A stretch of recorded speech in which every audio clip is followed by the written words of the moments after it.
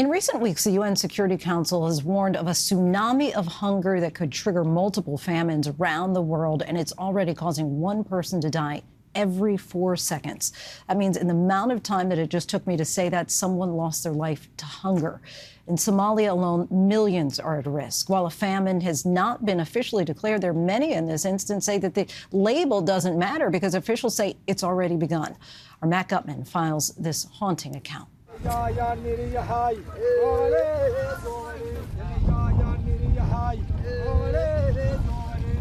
They sing to the camels because this drought is breaking even the desert's hardiest animal. Healthy camels can go 2 weeks without water, but not a starving one. They belong to Ali's family. Once a sign of wealth, now his finger traces their bony ribs and hips, a map of his community's hunger. What does it mean when the camels start to die?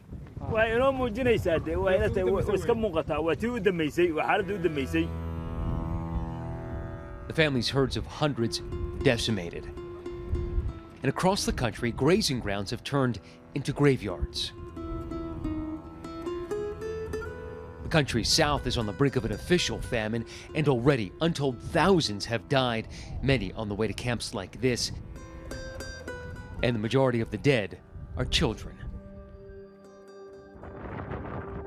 We traveled to Somalia to spend a week on the front lines of what could be the world's deadliest climate change disaster, triggering a food crisis that has left 22 million people in Ethiopia, Kenya, and Somalia starving. The epicenter is Somalia, where over half the country's children under 5 suffer malnutrition and 500,000 have severe acute malnutrition, meaning their bodies are shutting down. We flew on a UN charter to accompany a mission by the UN's Food and Agriculture Organization into Somalia's heartland. We traveled in a long convoy flanked by squads of police because parts of this country are still controlled by the Al-Shabaab, Al-Qaeda's affiliate in Somalia. Off the country's main north-south highway, every road is a dirt track. So our convoy cars through the dust to communities deep in this moonscape. Livestock here are a family's fridge and bank account, and to keep them alive, the FAO dispatches water tankers. And when they arrive, some of the animals run to the trough, others too weak to make it off their knees. At one of the stops, we found the FAO senior technical advisor tenderly kneeling near a dying goat.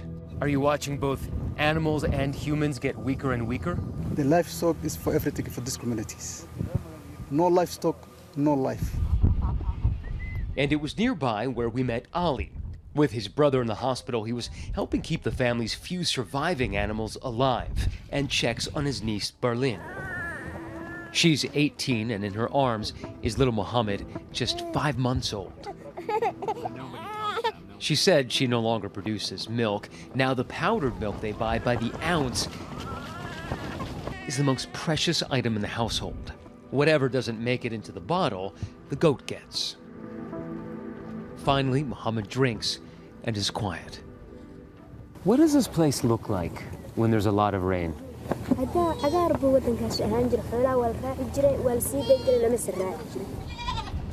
The livestock of traditional herders accounted for about 80% of Somalia's exports, feeding the wealthy of the Arab world.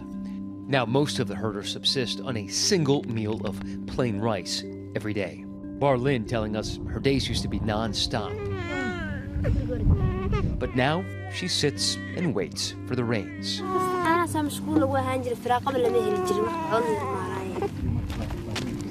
Her daughter Fatima brought out the milking cup they used to use. This vessel used to contain milk. They would drink out of it and milk the goats into it, but this dust is all it contains right now. Now there's nothing to do but wait for the next rains. Climatologists predict this rainy season, typically running from October to December, will likely be too late and bring too little rain. And UN agencies can't help the vast majority of families like Barlin's. The FAO has increased its target for emergency support from about 880,000 people to over 2.3 million.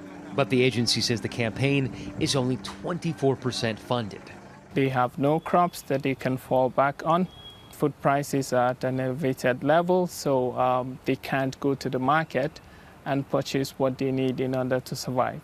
So what we're seeing is that people are leaving their hometowns, trekking hundreds of kilometers into the urban areas, moving into IDP camps in the hope of receiving assistance. And across the country, roughly the size of Texas, trucks bearing whole families and their flock are on the move. This group of 4 families has hired this truck. All their livestock are on there. You can see they're packed in there. On top is where they have tarps, their tents, all their possessions, and of course family members. And they're heading north of here because they heard in a town called Bosaso there might be rain. Many who escape head for a southern town called Baidoa. Everywhere, those tents. UN agencies try to keep families in their communities, fearing that camp life creates a lifelong dependency and the journey there can be deadly. They hope that being at the camp gives them the visibility that they need, but it ends up being a perilous journey because most of them die on their way to the camp or die immediately they reach the camp out of exhaustion. The women here have been waiting for treatment at a Save the Children nutrition site. It's 4 times as busy as it was just a year ago. Inside the pediatric center, dozens of mothers waiting for their turn. One of the mothers signals for me to come over. She's so incredibly thin. What's the name of her baby? She says her name is Garan Hassan, and she shows me her daughter, Malaika, just 18 months old and so desperately thin. She tells me that she had to sell the family plot just to pay for the ride in a packed car to get to Baidoa. That was all the money they had left. Her husband, she says, died at the beginning of the hunger.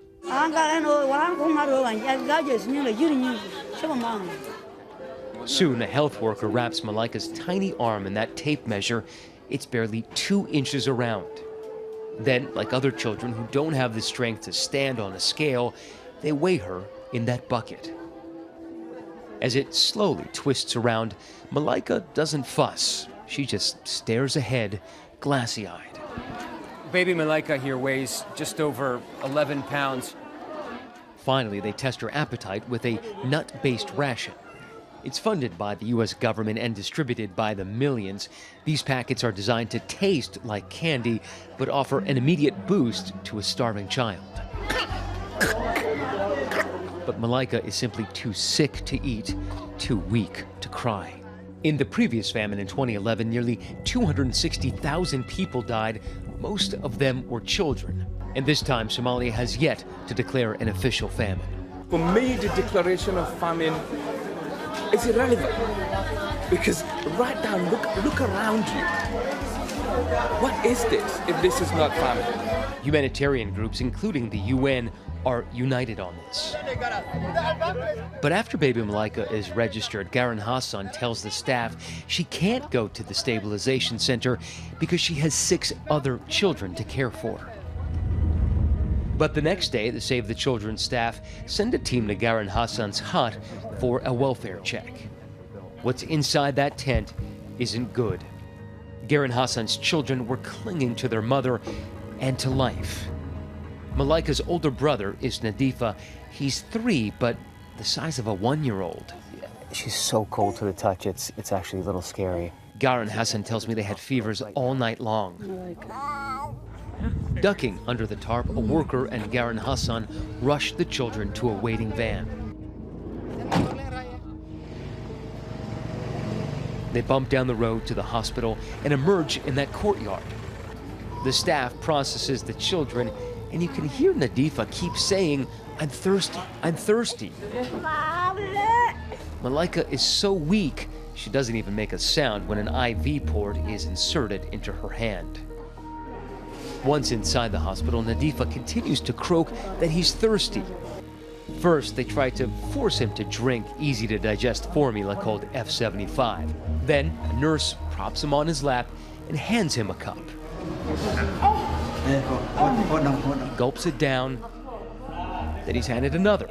Drinks that one down too. The boy's mouth is framed in a milk mustache, and for the first time in a long time, his mother smiles. Lindsay, two things struck me from our week here on the ground. The first is how gutting it is that so many of these pediatric deaths are preventable if only those children can get to treatment. The other is the ubiquity of this hunger crisis. We were in the north and here in the south. It is everywhere. Livestock are dying and people are dying as well. And right now, humanitarian agencies are so woefully strapped financially. They're operating on just a fraction of their budgets that they can't help everyone. They're triaging assistance, basically taking from the hungry to feed the starving. Lindsay. So glad that you were pointing this out for us, Matt, and nothing like seeing that little frothy milk mustache of the little baby. Our thanks to Matt.